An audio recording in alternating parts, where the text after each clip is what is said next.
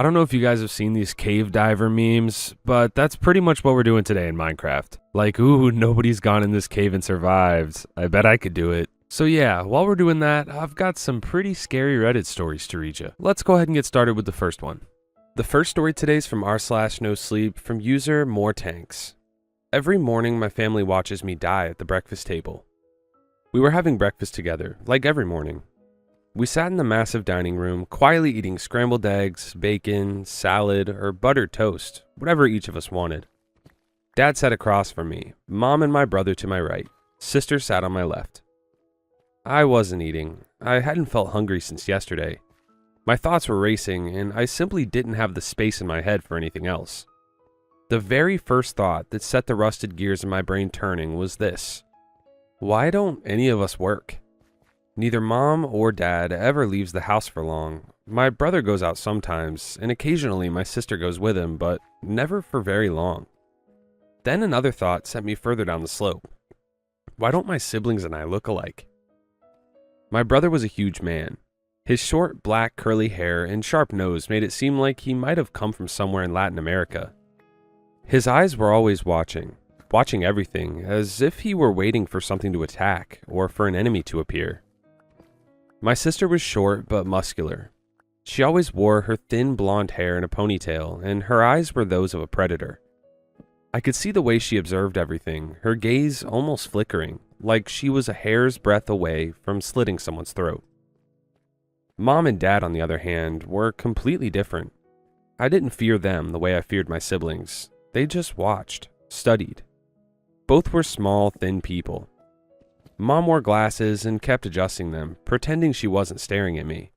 Dad's graying hair was always perfectly combed, and he was always asking questions. Only me. How I was feeling, what I had done, why I made certain choices. As if he were constantly filling out some kind of questionnaire about me. And then there was me. I stared at my reflection in the picture sitting in the middle of the table. A hollow-faced, bald figure stared back. I looked more like a shadow than a real person. With a distant gaze, I studied the people sitting around me, my so-called family. Then the realization hit me like a lightning strike. I don't know these people. Worse, this isn't my family. I tightened the grip on the fork. It felt like the world had flipped upside down, my mind unable to process the flood of thoughts crashing into it. A wave of nausea hit me at the same time as a strange, gnawing hunger. My throat went dry instantly, and my vision blurred. "Are you okay, son?" my father asked, breaking the silence. He studied me carefully, and I forced myself back into reality. His eyes examined me. His face was old, but his gaze was sharp like a young fox's. I didn't answer. I just looked at the others staring at me. All of them were watching, like I was some kind of circus attraction, waiting to see what I would do next. The problem was, I had no idea what that would be. "Did you take your medication?" my brother asked from my right. I stared at his moving lips, watching the way the words formed, the way his voice vibrated in the air, and all I could think was, why don't I remember anything? I knew our daily routine. I knew what we did every day. I knew whose room was whose. I knew Mom and Dad slept separately. But I didn't remember anyone from before. No memories of us as children, no image of my parents being younger. I didn't even know the names of the two people who claimed to be my parents. "Are you with us, son?" my father asked again. The curiosity on his face was beginning to harden into suspicion. Still, I said nothing. My eyes drifted toward the sliding door on the left. The kitchen was that way. Beyond it, through another door, lay the enormous backyard. My brother shifted. His massive, shovel-like hand slipped beneath the table. Without taking his eyes off me, he slowly brought it back up. Something metallic glinted in his grip. The tip of a needle, an injection. For me? The thought shot through my brain. And then, like prey sensing the predator, an alarm blared inside my head. I need to run. In one swift motion, I drove the silver fork I'd been clutching straight into my brother's forearm. He howled in pain. But I didn't have time to care. I had to get out. I knocked my chair backward and practically launched myself away from the table. Mom and Dad didn't move. But my sister's speed shocked me. I had barely started toward the kitchen when she was suddenly right there in front of me. Something gray flashed in her hand. Then she hit me, hard enough that the world instantly went black. The next thing I knew, I was on the floor. My sister stepped beside me. She was wearing brass knuckles. Oh my gosh. Pain flooded my entire body, radiating from my face. My jaw had to be broken. I was pretty sure I'd lost a few teeth. "You motherfucker," my massive brother growled as he staggered over me. Blood dripped from his hand. The last thing I saw was the sole of his boot. The sour scent of blueberries twisted gently into my nose. I blinked hard until my vision cleared. I was sitting at the massive dining table again. Breakfast was spread out before us like some kind of endless feast. Scrambled eggs and bacon, pancakes drenched in maple syrup, buttered toast, cereal, cold cuts, and the large pitcher where my reflection stared back at me once more. My father had just taken his seat across from me. He sat down elegantly and immediately grabbed a boiled egg and a couple slices of toast. My mother sat to my left beside my sister, my brother on the right, alone. There was a strange, tiny healed wound on his hand. Everything was exactly the same as every other morning, just like it always was. Except a moment ago, I had attacked them. I swallowed the saliva pooling in my mouth. With desperate dread, I stared at the glass beside the bowl of fresh blueberries. Next to the beautiful orange juice rested a large yellow capsule. Should I take it? Have I been taking it? I looked up at my father. He wasn't eating, he was watching me, studying every tiny movement, analyzing what I would do, what I would reach for. What the hell is this? I wanted to panic, to stand up and sweep everything off the table, but I didn't care. What happened to me earlier? "Are you all right, son?" my father asked, his tone clinical, like a family doctor observing a patient. I didn't answer immediately. I had no idea what to say. I only knew one thing. I had to get out of here. I needed to escape somewhere they couldn't watch me, somewhere I could gather my thoughts and figure out what was wrong. Because something was very, very wrong. And somehow it felt like everyone else already knew exactly what it was. "I need to use the bathroom," I said quietly. "Go ahead, son," my father replied simply. Not a single muscle moved on his face. I stood up from the table, my heart pounding so hard I thought it might burst. For a moment, I was certain I would collapse the second I got to my feet. They were all watching me again, like analysts. My head felt ready to explode from the tension. I just needed to get out. The moment I stepped through the door leading into the foyer, I heard a chair scrape behind me. Through the half-closed door, I glanced back into the dining room. My brother was standing, and he was coming straight after me. I quickly shut the door and hurried past the wooden staircase leading upstairs. By the time I reached the bathroom at the end of the hallway, I was practically running. I heard the door open behind me, my brother's heavy footsteps closing in. I dove into the bathroom and locked it. I thought I might piss myself. Fear and confusion churned inside me. Who are these people? What are they doing to me? Why are we pretending to be a family? Leaning against the door, I gasped for air. My stomach trembled. "Hey, little brother, you didn't take your medication." My brother pounded on the door immediately. I said nothing. No sound came out of my mouth. Not a single coherent thought formed. Just panic. "Hello?" He slammed the door again. "Don't do this. You have to take it before breakfast." "Who the hell are you?" I blurted out, terrified. I shouldn't have spoken. The man outside kicked the door so hard it exploded inward, sending me crashing to the floor beneath it. My brother stormed into the bathroom like a bear. "No!" I screamed, crawling out from under the shattered door. "Leave me alone! Help!" "Who exactly are you yelling for?" he asked coldly. I don't know why this guy's making me think of like Roderick Heffley. Like that's who I'm imagining. As I writhed on the floor like a desperate worm, he grabbed me. His massive hands clamped around my throat with crushing force, squeezing until my airways shut. I flailed, trying to get a grip on him, but what chance did I have against someone 3 times my size? I felt the air stop flowing into my lungs. My throat collapsed under his grip. And then the world went dark. My face stared back at me dumbly, from the reflection in the water pitcher. I was sitting at the large dining table again. Breakfast had been served once more. Almost everything looked exactly the same. Almost. My brother's expression told a different story. He was glaring at his empty plate, absently playing with a butter knife. My mother was seated beside him now, as if they weren't just supervising me anymore, but him too. "Are you all right, son?" my father asked again. "Huh? What? Sorry?" I said, startled. My mind was pure chaos. I had started over twice, the same way, and yet they acted as if they didn't remember, or maybe they were pretending not to. Had it really only been twice? "I asked if you're all right," my father repeated, pulling me back to reality.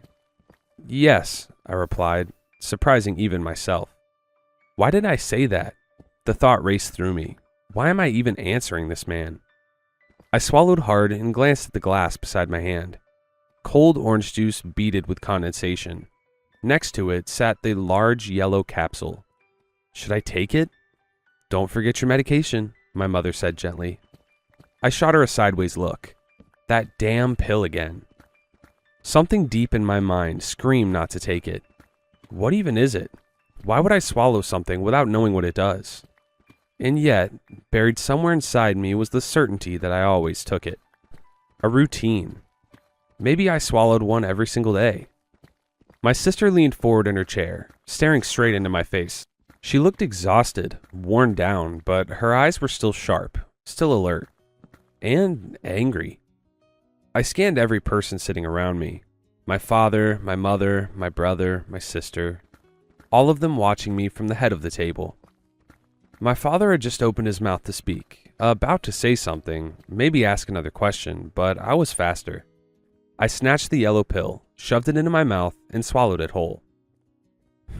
My father murmured, clearly changing whatever he had planned to say. Interesting. The moment he spoke, a strange sensation seized me, a sudden sickness rising from somewhere deep inside.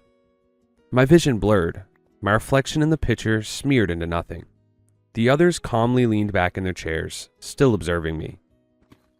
"Help," I whimpered, my voice breaking. No one moved, they just watched. It felt like my head had been plunged underwater, waves crashing over it again and again. A cold sweat drenched me as the room flipped upside down. Then my forehead slammed into the dining table with a massive crack. "This won't work," I heard my mother say. Sliding from my chair like a lifeless sack of flour, I collapsed beneath the table. I heard footsteps, but I could no longer see.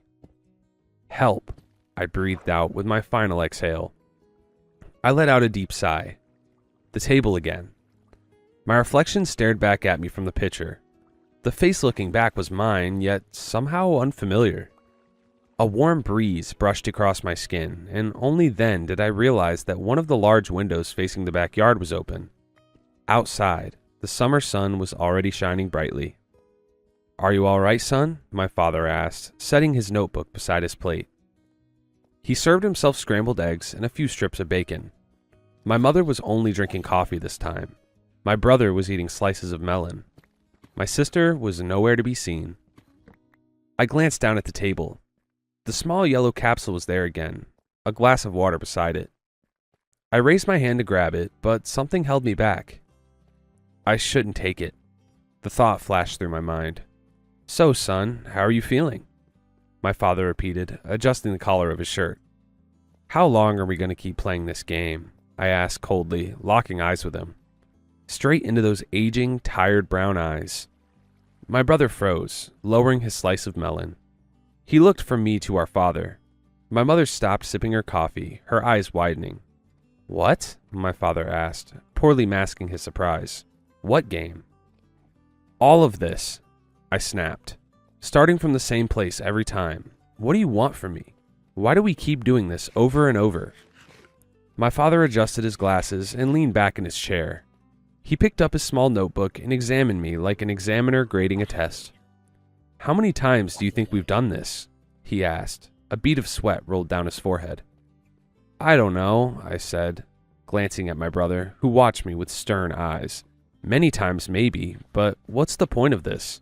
"You tell me," my father replied after jotting something down. "No!" I slammed my hand on the table. "Enough! I want answers. Why are you doing this to me? He didn't respond, just raised an eyebrow as if waiting for me to answer my own question.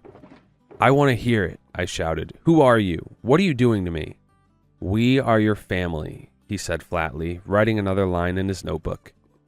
That's definitely not true, I shot back. Then who is your family? He asked, his gaze sharp. I could see it again, the analysis, watching what I said, how I said it, trying to understand why I said it. The entire performance was starting to drive me insane. I don't know, my voice trembled, but I know it's not you. My father sighed, not a defeated sigh, but the kind someone makes when they've just realized something important, as if he were standing on the brink of a major discovery, needing only a final spark. Will you just say something? I yelled after the long silence. Calm down, son, he said, pushing his glasses back up his nose. Why are you so agitated? Oh, screw you, I snapped, jumping to my feet. You're going to tell me everything right now or...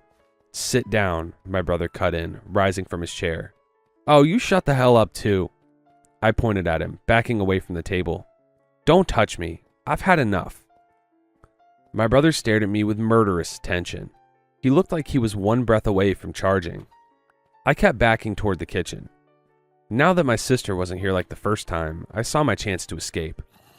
My brother stepped away from the table, tracking me with his eyes, ready to pounce. What's the point of this, son? My father asked lazily, biting into a strip of bacon. You want answers? Come sit down and you'll have them. I don't believe a word you say. I shook my head. Only a few steps remained between me and the kitchen door. Then my brother lunged. He thundered toward me like a bull. I leapt twice and grabbed the kitchen handle. I practically dove inside, and the sudden encounter surprised all of us. My sister was there, along with some man, standing close, talking quietly, maybe a cook, maybe a waiter. I didn't give a shit. All I could see was the open door beyond them. The backyard. I had to get out. My thin, exhausted body propelled itself forward. That door meant salvation. If I made it through, I'd be free of this nightmare, free from this insane family. Oh, for fuck's sake. I heard my sister curse as she realized who had just burst in. She shoved the man aside and sprinted after me. The kitchen door slammed open as my brother charged in behind her. It felt like some twisted children's game. Me in front, fighting for my life. My so-called siblings scrambling after me like we were playing tag. I made it outside. The soft grass stroked my bare feet in the warm summer morning. Barefoot? No time to think. Keep running toward the bushes. Then I heard a loud crack. I didn't even understand what had happened. Warmth spread across my chest, slow, creeping warmth. My body faltered, stopped, then dropped to its knees. There was a hole above my right breast. Blood poured from it, staining the beautiful green grass red. They shot me. But who? I collapsed forward, pathetically, ass in the air, face buried in the warm earth. Blood bubbled from my mouth. Boots appeared in my fading vision. Tower, you didn't have to take the shot, I heard my brother say. We could have still had him. The world went dark, and life began to slip out of me. My hand was cold where it rested on the table. There was no sign of sunshine outside. The weather was gray and damp, and I realized we were back in the dining room eating breakfast. Again. A large bowl of pears sat on the table. Eggs, bacon, cereal, milk, and everything else. My body was intact, no hole in my chest, and in the large pitcher, my sunken, exhausted face stared back at me. Are you all right, son? My father asked, glancing up at me from his notebook. My brothers stared out at the rain with bored indifference. My sister was the only one watching me, angrily, like a sulking child. My mother was picking at a cluster of grapes, only half paying attention to me on her right. So, son, how are you feeling? My father repeated, stopping his scribbling. I'm fine, I answered simply. I see, he said, flipping a few pages in his notebook. Something strange took hold of me. Anger. Rage. I didn't care about answers anymore. I didn't want questions from him. I didn't want to wake up at this table again and again after my own death. I was done. Slowly, I reached for the fork lying on the table. I lifted it and studied my pathetic, bald reflection in its blurred surface. Is this really me? My mother was still busy with her grapes. With one sharp, deliberate motion, I drove the fork into her neck, deep and hard. I must have hit an artery. Blood sprayed everywhere, covering my face, the white tablecloth, and the food. Holy shit! My sister jumped to her feet. My brother only now seemed to realize everything was covered in blood. He stared at the grotesque fountain in shock. But the one who surprised me was my father. I saw the shock in his eyes, but he didn't move. He watched, analyzed, studied the way my mother bled out while I climbed onto the dining table. I don't know how, but I knew there was a large kitchen knife beside the pumpkin pie. I had to get it. I crawled across the table on all fours, knocking through plates and food, and grabbed the knife. I tumbled off the table and sprang back up, wildly swinging the blade. My sister was closest. She raised her hands to defend herself, and I felt the knife slice into her palm. "You idiot!" she screamed, clutching her bleeding hand. A deep red cut split her right palm. "Back the hell up," I shouted, "all of you." I searched for an exit while waving the knife between my brother and sister. My father still hadn't moved. He sat in his chair, watching, waiting. I lunged toward him, pressed the blade to his throat, and grabbed him tight. "No one comes closer," I screamed, "or I'll cut his throat." Why was it harder to do this than what I did to my mother? Why did it feel like an empty threat, like something inside me was holding me back? "Put the knife down," my brother said calmly, stepping closer. "Stay the hell where you are," I yelled, pressing the blade harder against my father's neck. "Stop this, son," my father said, breathing heavily. He wasn't terrified. Tense, yes, but not afraid, as if he knew I wouldn't actually do it. "Shut up, all of you," I shouted. "Let me go. Where's the exit? Why can't I ever find the way out?" What I didn't notice was my sister moving. The next thing I felt was a crushing blow to my jaw. I collapsed, but I didn't let go of the knife. My father cried out in pain and grabbed his face. I hit the floor, dizzy, crawling like an insect. I tried to move. I didn't even know where. My brother rushed in and tackled me with my sister. I kicked and thrashed like a feral animal, trying to break free, but my brother pinned me down and twisted my arm. My sister wrenched the knife from my hand. "Wait," my father shouted. He leaned down beside me. My brother forced my face against the cold hardwood floor, but I could still see. The flesh on my father's face hung open. The blade had torn through it grotesquely. Blood streamed down his cheek. "What did you mean you can't find the exit?" he asked, pressing his hand against the wound. "You never even looked." "I always look," I hissed, "every single time." He said nothing, just stared into my eyes, as if searching for something or someone. No one moved. Blood continued pouring down his face. My arm felt like it was about to snap. And at a single silent signal from my father, my sister drove the knife between my ribs. It was cold. I could feel the warmth of the fireplace, but outside a blizzard raged. My brother sat directly beside me at the table. My sister was on my other side, rubbing her arm. There were faint signs of pain on her face. My father sat across from me at the head of the table, a small bandage on his cheek. His beard had grown long and looked unkempt. His glasses slid down his nose as he flipped through his notebook. The woman sitting next to him was someone else. The one I stabbed in the neck wasn't my mother, but this woman wasn't her either. Had they replaced her? Did someone else take her place? I couldn't make sense of it, but what surprised me even more was the face in the picture. The gaunt, sickly figure was gone. Instead, I saw the blurred reflection of a strong, healthy man. Is that me? Yes, that's me. "Are you all right, son?" my father asked bluntly. "Yes," I answered immediately and calmly. My father looked up from his notebook, straight into my eyes. "Can I go into the kitchen and make some tea?" I asked, driven by some strange instinct. "Of course," he said, studying me more intently. My brother shifted almost imperceptibly, ready for anything I might try. But I stood up politely, wiped my mouth, and slowly, calmly walked toward the kitchen. My sister watched me like I was some kind of inmate. The moment I stepped inside, I knew someone was following me. When I glanced back from the doorway, my brother was already rising from the table. I didn't panic. The door leading outside was locked, but something in my mind warned me, not that way.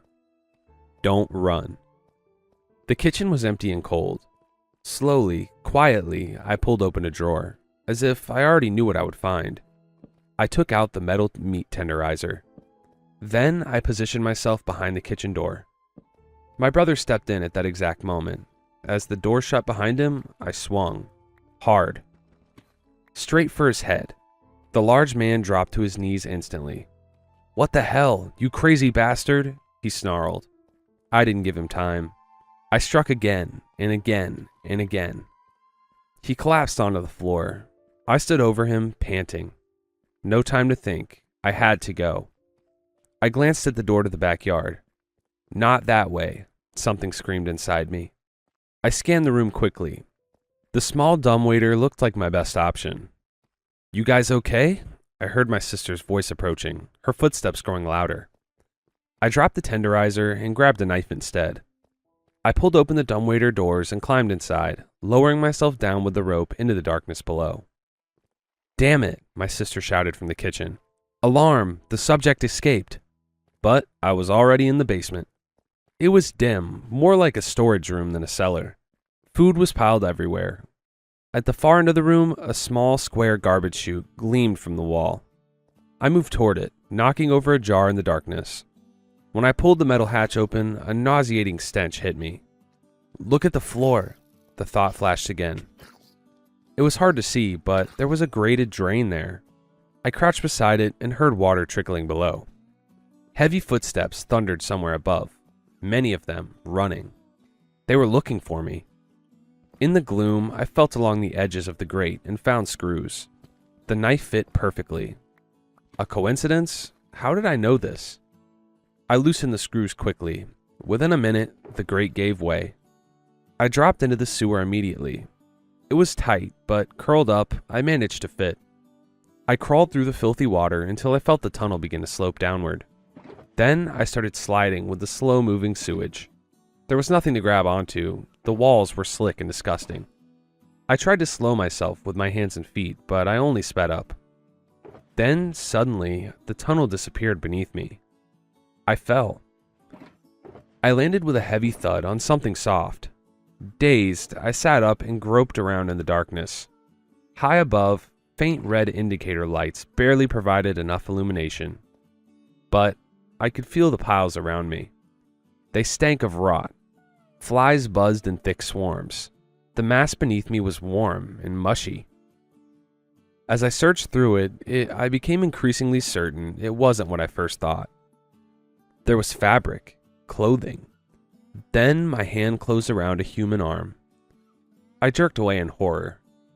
Suddenly, a harsh light burst on with a metallic screech. A hatch opened in the ceiling. "See anything?" An unfamiliar voice called down.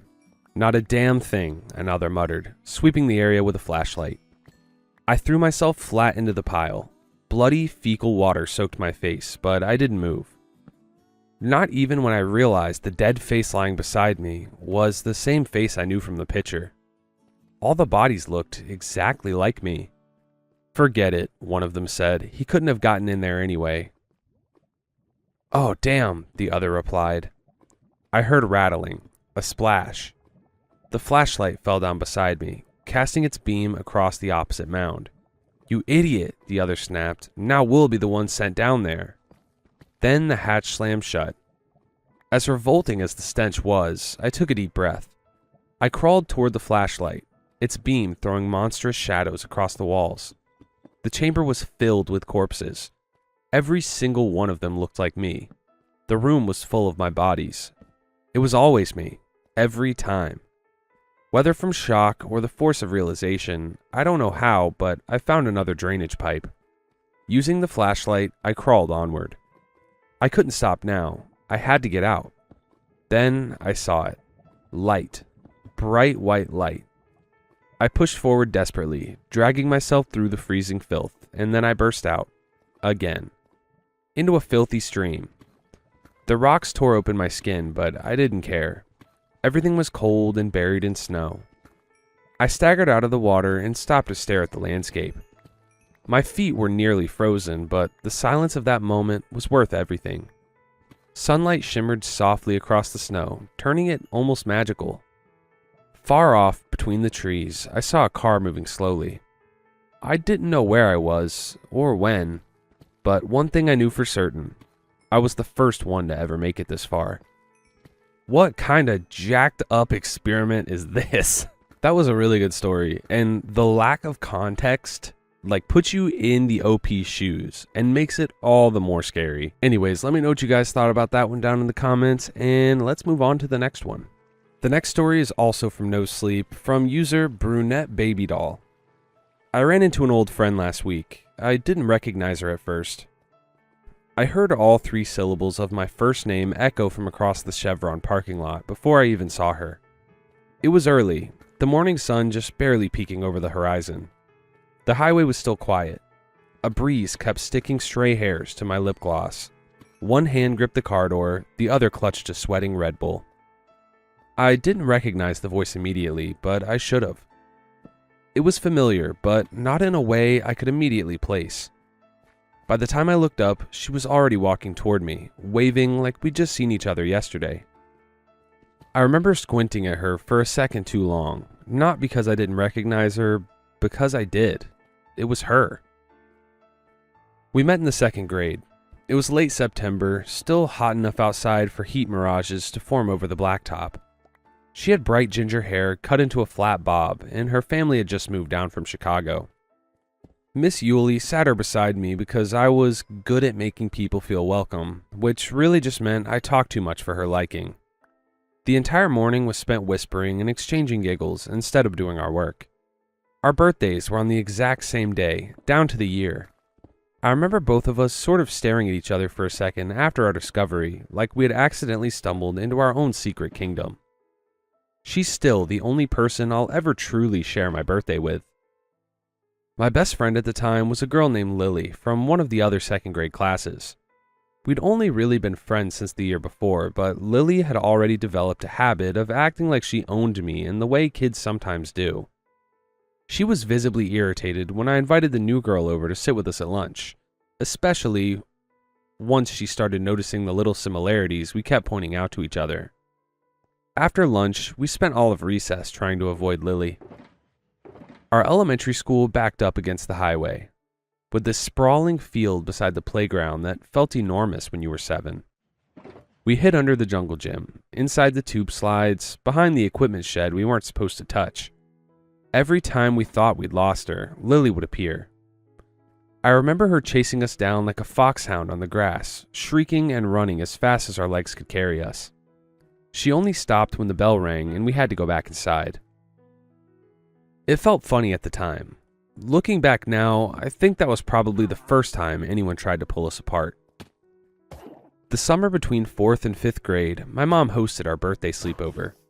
She made rainbow cupcakes and brought special unicorn sprinkles so we could decorate them ourselves.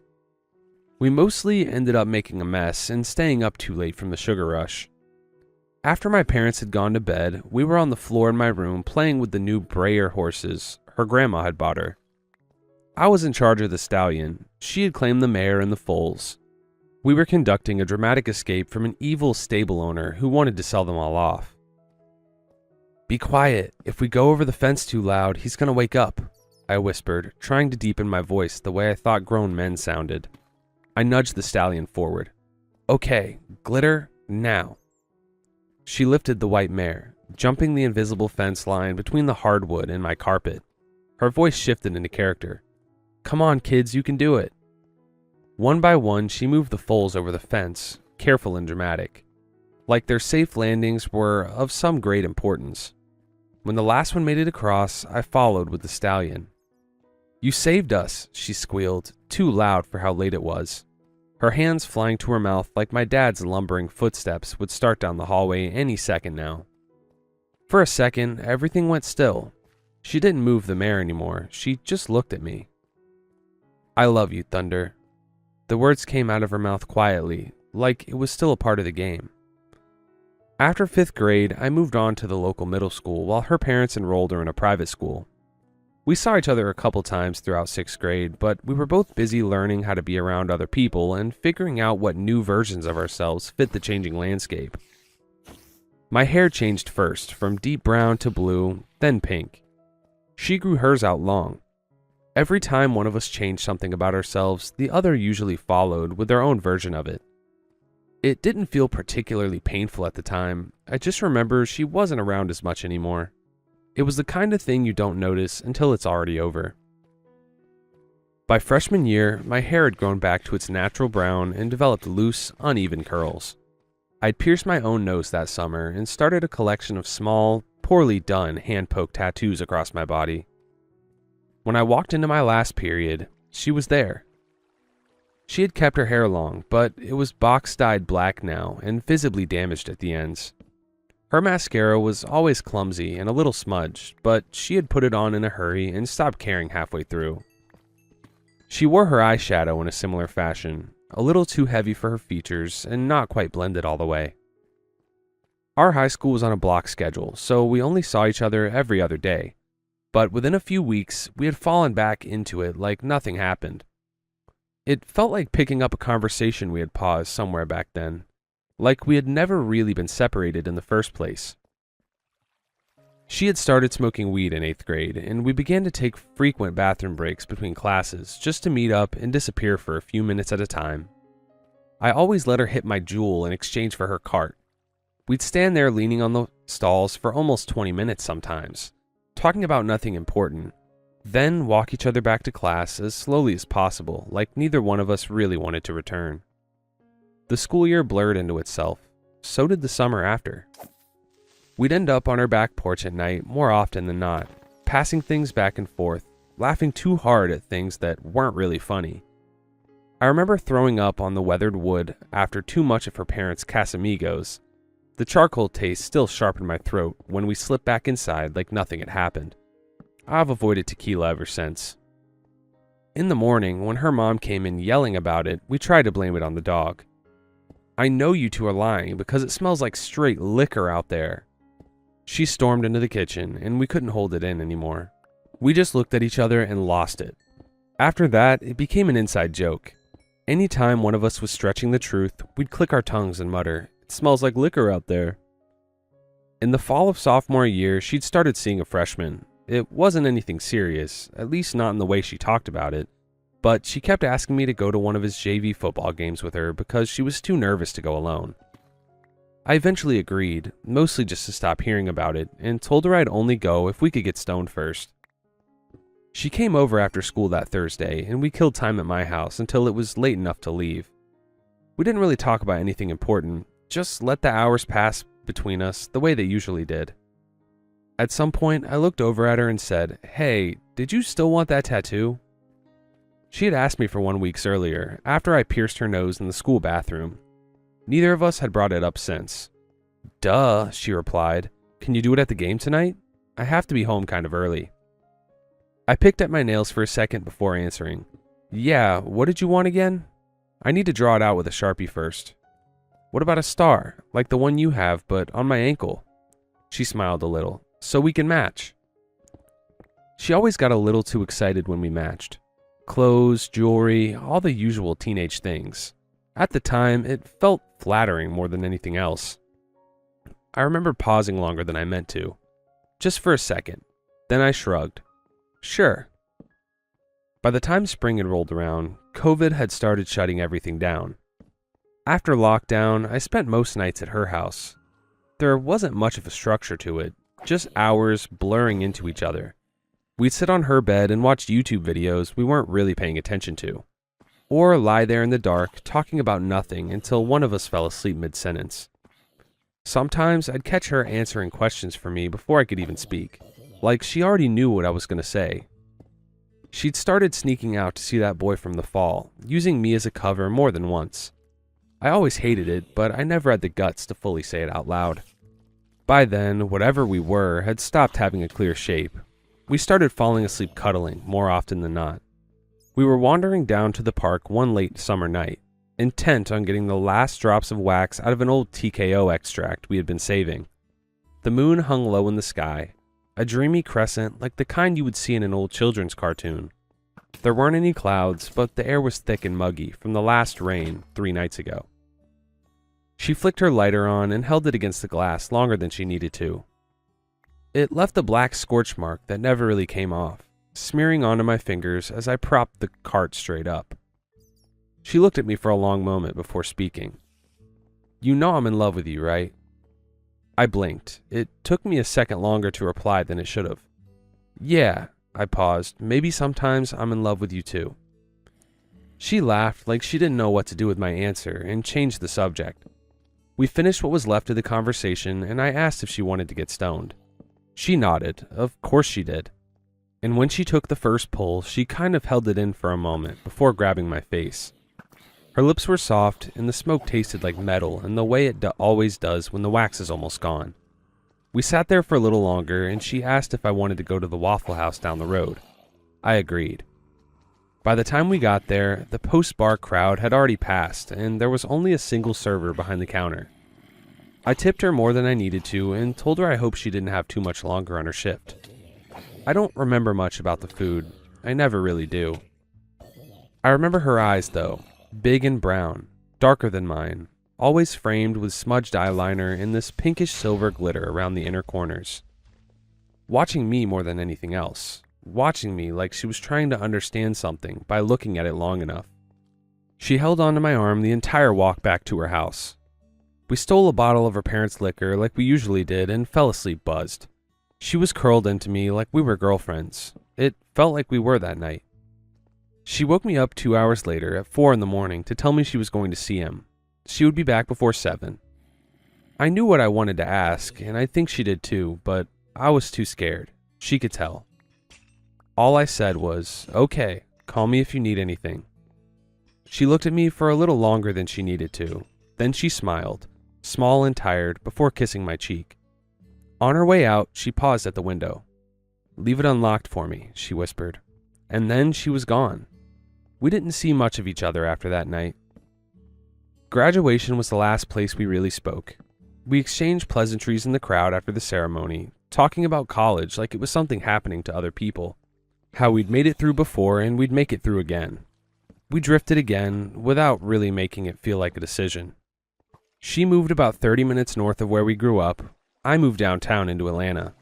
It didn't feel like anything dramatic at the time, just distance doing what it always had done. I always figured we'd find our way back eventually. There were a couple times after that where we ended up together again. They were brief, almost accidental, but nothing really that lasted. We couldn't seem to find our anchor. And then there was the Chevron. Early morning, just before traffic started to pick up, where everything still felt hazy and quiet. She was in front of me now. It took me a second to unclench my jaw and reply. "Oh my God, how have you been?" I adjusted my expression, grinning now and reaching my arms out for a hug. She squeezed me too hard and laughed, tossing her head back a little. "I've been good. It's been way too long. I almost thought you didn't recognize me." I played her last remark off with a nervous laugh. "God, yeah, it's been forever. Why don't we go grab coffee at a Starbucks, if you have time, I mean." I guess I'm not too busy. Yeah, I'll meet you there." She bounced up into the air, brimming with excitement. "Yay, come on, I'll be right behind you." I forced a smile and began to get into my car as she bounded back to her own. Sighing, I tossed the Red Bull into my glove box and pulled out of the lot. We pulled into the Starbucks a couple streets down from the Chevron and parked separately. I watched her get out of her car, pretending I was a few seconds behind. Inside, it was early enough for the place to feel too empty and too clean. We ordered without much discussion. She ordered something complex I vaguely remembered as my go-to back in high school. I stuck to a plain iced latte. I didn't really want coffee anyways. We sat down by the window and she started talking first, mostly about college. Then the usual questions you ask when you're trying to rebuild something you've left untouched for a long time. I answered her with a tone slightly brighter than it had been in the parking lot, and she nodded along in a way that felt familiar enough to be disorienting. At one point, she interjected. Not rudely, just surprisingly naturally. It felt like the way we used to be back in high school, talking over each other and laughing it off. I noticed, but I let it go. I kind of missed it. We talked about boyfriends after that. It hadn't felt like a loaded topic at first, just one of those things we're supposed to update each other on. I told her I'd broken up with mine not long after graduation and made a half-hearted joke about how I should have always stayed away from blonde men. Something about how their hair never darkens because they're still immature at heart. She said she had split it off with her ex around that time too, but she was seeing someone new now. They'd been together for a while. I made a comment about not really dating anybody seriously since then. I called myself a free spirit in the way people do when they're trying to make something sound lighter than it is. She showed me a photo of him, her new boyfriend. I guess he was technically kind of old, but new to me. He was tall and blonde, familiar in a way I didn't want to think too hard about. She mentioned his parents were Slavic too, from Ukraine to be specific, and laughed a little like it was funny how these things worked out. I just smiled in response, because that's what you're supposed to do in those moments. As she launched into a bit of a rambling monologue, I noticed her jewelry. She used to always wear gold. I only wear silver. I always have, but that had never mattered before. Her necklace was silver and her earrings were too. I told myself not to read into it. The conversation was beginning to drift. She was still talking the same way she used to, but something about it felt slightly off. Her tone had flattened in places where it used to stay animated, like she was matching something without meaning to. I wasn't sure what I was hearing anymore. We stayed there for a while talking about high school. It had been about half an hour, maybe more. The world outside was fully awake now. She brought up the time I pierced her nose in the school bathrooms. I can't believe I let you do that. It's a miracle it even healed at all, and the infection lasted like a whole month. You felt so bad. What? I don't remember it ever getting infected. I furrowed my brow slightly. I think you were just so scared it would be, you almost convinced yourself it was. Maybe I was wrong. She laughed. Oh my god, I can't believe you forgot about that. It looked like a humongous pimple, and my mom called me Rudolph until it healed. Huh, I guess you're right. I held my tongue as she brought up a couple more memories, each ever so slightly off. Not necessarily wrong, just different. Like she had lived some alternate reality. I didn't bother correcting her again. She mentioned something about us being attached at the hip back then. I checked my phone more than once after that, started thinking about leaving, but didn't say anything out loud. Then she asked why I was back in town. I told her it was just an early Mother's Day visit. I didn't ask her what she was here for. I didn't really want to know. She nodded like it made perfect sense, like she'd been almost sure of my answer before asking. The conversation kept going, but something had shifted. She was bringing up little things about my life now, things I hadn't told her. Not in a way that felt impossible, but just personal enough to make me feel unsure about where she could have learned them. So, things are good with you and your mom right now? She asked, tilting her head. Yeah, it's been pretty good. We haven't had a big argument since around graduation. Huh, I thought you missed your period that month though. I blinked, a little dumbfounded. I didn't recall telling anyone about that. What? What does that have to do with anything? Oh, sorry, I thought you guys usually only argue right before your period starts. You would get all worked up about every little thing and all. She sounded a little apologetic now, though her expression looked more like a deer caught in headlights. I guess that was probably a factor or something, yeah. I let the awkward moment wash over us for a second. She didn't. She launched right back into some tired speech about how her and her mom had been the same, they still couldn't reconcile, blah blah blah. I could feel my patience thinning, like I was watching her instead of talking to her. That was when I started noticing the smaller things. The way her tone flattened in the same place as mine does when I stopped trying to sound interested. Or how she was holding pauses. I told myself I was imagining it. There's this little divot on the inside of my right nostril, on the part of the skin that covers the septum. When I was a kid, I had an angioma right there, and everyone would always ask if my nose was bleeding. My mom got sick of calls home and my complaints, so when I was in 4th grade, she had it removed. It's not noticeable now unless I point it out, the kind of thing I think about in passing here and there. She was still talking when I looked at her more carefully. It was there. the same small dip in the same spot. For a second, I didn't respond at all. My stomach twisted. I stood up abruptly, my chair scraping a little too loudly against the floor. I didn't say anything, and neither did she. I walked out fast, leaving my almost untouched coffee behind on the table. I didn't look back for long, but when I did, I could still see her sitting there by the window, eyes wide and trained on me, still smiling like the conversation hadn't ended. I got in my car and drove. My phone buzzed while I was merging onto the highway. Her name popped up on CarPlay. A wave of nausea crashed over me, and I barely managed to pull onto the shoulder before full-on heaving my guts out onto the pavement. Just pure bile, nothing left. I don't really remember getting back to my apartment. I just know I was weaving through heavy morning traffic like I was on autopilot. When I finally got inside, I checked every lock twice. Front door, deadbolt, chain, balcony, windows. I knew I had to open the text. My fingers trembled as I unlocked my phone. The preview popped up. Just one word. Gotcha. I didn't go anywhere after that. I called out of work for the next day, and the day after that. I told my manager I was coming down with some sort of stomach flu. I told my roommate Kyla the same thing.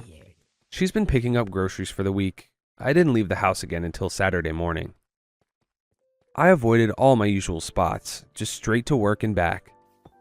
Work was slow and uneventful. It almost made it worse. Part of me almost wanted her to come in, just so I'd know where she was.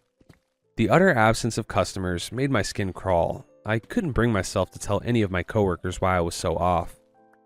I got home that afternoon and realized I'd run out of cigarettes. I texted my roommate and asked her to pick up some more while she was out. She replied within a couple of minutes. Yeah, no prob, but what's up with your number? I paused. What? My number? What the hell was that supposed to mean? That sick feeling began to rise up into my chest. Before I could respond, she sent another message. You texted me this morning from a new one, LOL. I didn't respond after that. Kyla came back with a fresh pack within the hour, and I tried to explain it all to her, stumbling over my words. I don't really care if this sounds crazy. You just need to block that number. That wasn't me. She blinked at me in disbelief. Okay, yeah, I'll block it. You should probably get some rest.